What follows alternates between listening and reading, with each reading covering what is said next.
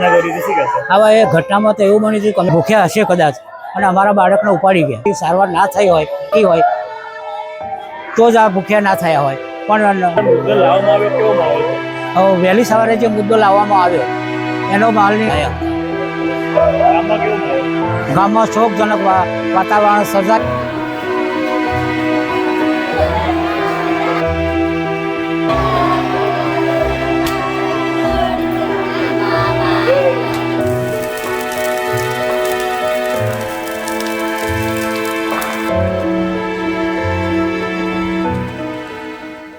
ગિરનારના પગથિયા પરથી સિંહ 12 વર્ષના બાળક ઉપર તરાપ મારે છે, તેને જંગલમાં લઈ જાય છે અને ત્યારબાદ આ બાળકના અવશેષો મળી આવે છે. આજે આ બાળકની અંતિમ યાત્રા નીકળી હતી. પરિવારે એકનો એક દીકરો ગુમાવ્યો છે અને તેને લઈને માતાનું હૈયાફાટ રુદન પણ સામે આવ્યું હતું અને ગામમાં શોકનો માહોલ છે તે જોવા મળ્યો હતો. શું છે આ સમગ્ર મામલો, વાત કરીશું આ વિડીયોમાં. વૈષ્ણવજન તો તેને કહીએ જે પીડ પરાઈ જાનાને રે. નમસ્કાર, નવજીવન ન્યૂઝમાં આપનું સ્વાગત છે. હું છું જયંત દાફના. ખેડા જિલ્લાના મોડજ ગામનો એક પરિવાર છે તે સૌરાષ્ટ્રના પ્રવાસે ગયો હતો. આ દરમિયાન ગઈકાલે તેઓ ગિરનાર પહોંચ્યા હતા અને ગિરનારના પગથિયા તેઓ ચડી રહ્યા હતા વહેલી સવારે. ત્યારે અચાનક 50 પગથિયા ચડતા જ સિંહ છે તે સામે આવી જાય છે અને કાકાનો હાથ પકડીને 12 વર્ષનો મયુરસિંહ જે પગથિયા ગિરનારમાં ચડી રહ્યો હતો તેની ઉપર આ સિંહ તરાપ મારે છે અને મયુરસિંહને જંગલમાં લઈને આ સિંહ ભાગી જાય છે.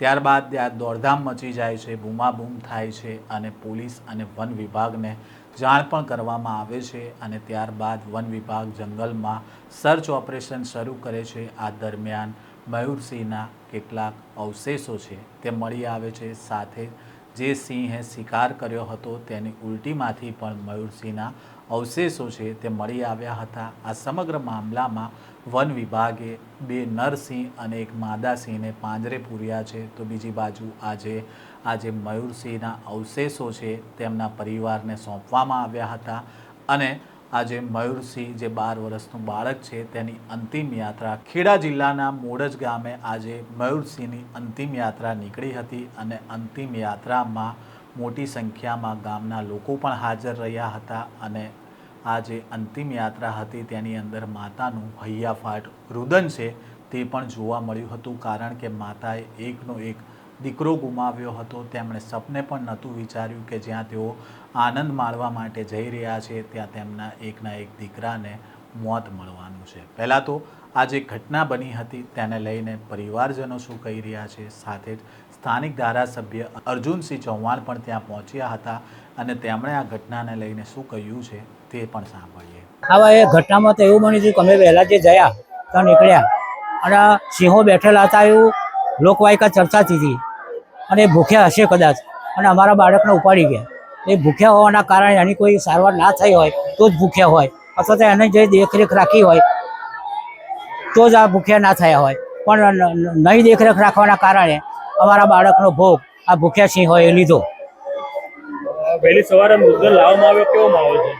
વહેલી સવારે જે મુદ્દો લાવવામાં આવ્યો એનો માલની અંદર જે અમે એના અસ્થિ હતી એના પગ હતા એ બોધી અને અમે અમારા ઘરે લાવવા નીકળ્યા હતા.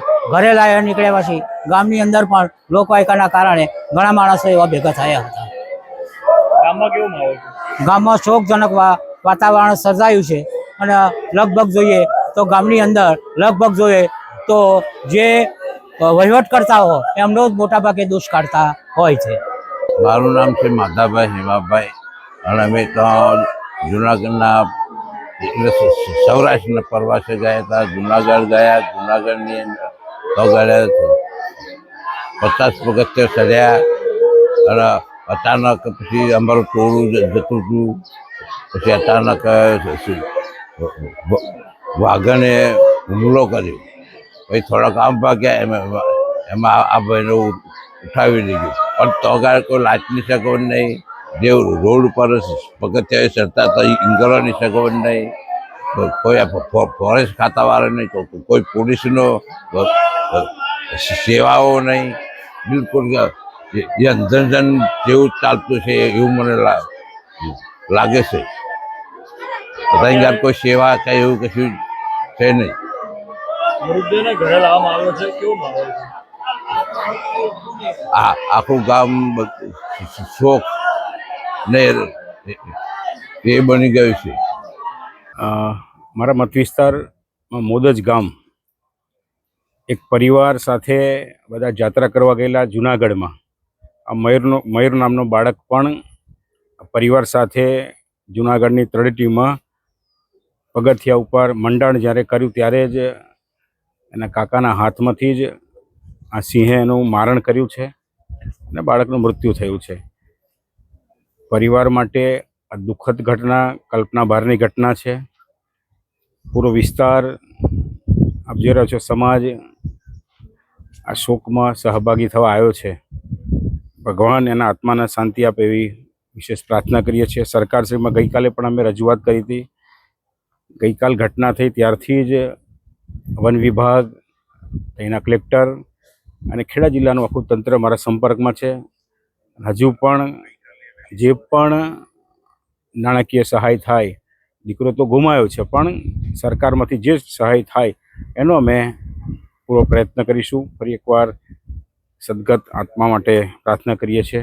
આપે સાંભળ્યા પરિવારજનોને તેમનો ક્યાંક ને ક્યાંક તંત્ર ઉપર આક્રોશ છે, કારણ કે તેમણે આક્ષેપ લગાવ્યો છે કે જ્યારે આ ઘટના બની ત્યાં લાઇટો પણ ચાલુ ન હતી, સાથે જ સિંહ ભૂખ્યો હતો એટલા માટે બાળકનો શિકાર કર્યો તેવો પરિવારનો આરોપ છે. તો બીજી બાજુ ધારાસભ્ય દ્વારા કહેવામાં આવ્યું છે કે ખેડા અને ગિરનારના તંત્ર સાથે સંપર્કમાં છે અને પરિવારે જે દીકરો ગુમાવ્યો છે તેને ઈશ્વર શક્તિ આપે.